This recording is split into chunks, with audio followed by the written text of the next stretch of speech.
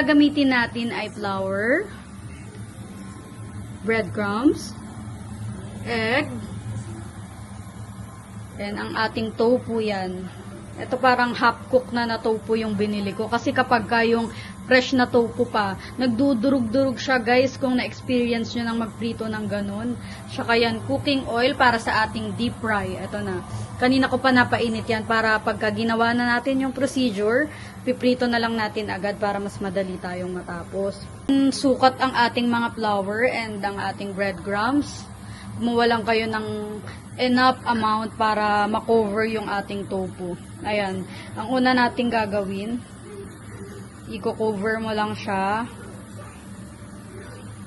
Siguraduhin nyo na na-cover lahat para maganda yung texture na kalabasan. Cover na lahat. Kapag cover na lahat yung ating tofu, susunod naman natin i-cover dito sa ating scrambled egg.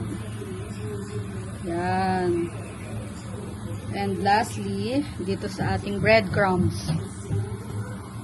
Cover nyo siya maigi guys kasi ang sarap nito pag naluto. Talagang malutong. Samahan pa ng ating sauce.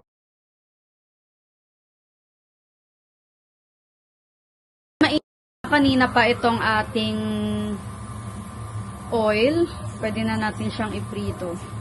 I-deep fry. Yan. And habang dini-deep fry natin siya, gawa tayo ng panibago.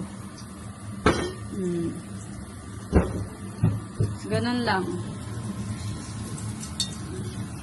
Second sa egg and last dito sa ating breadcrumbs.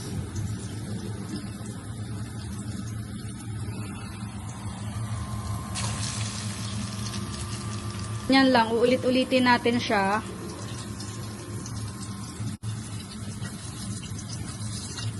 Make sure na na-cover lahat para pag salang natin sa breadcrumbs, kumapit siya.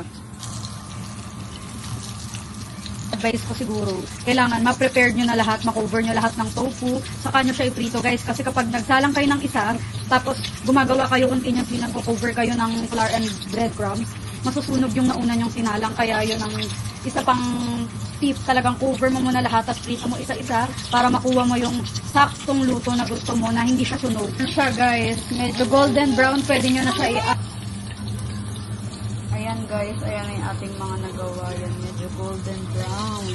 Pala yung ginamit natin ng mga sangka para sa ating sauce. Pinagsama-sama ko na, pero ito siya. Ito yung lagi kong gamit na Knorr liquid seasoning.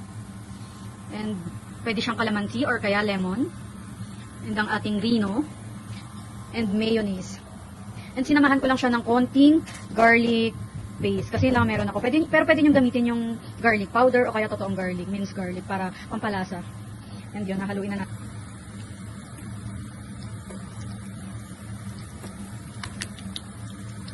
Pan ko lang pala siya ng konting-konting tubig kung gusto niyo ng medyo watery yung inyong sauce. Ayan.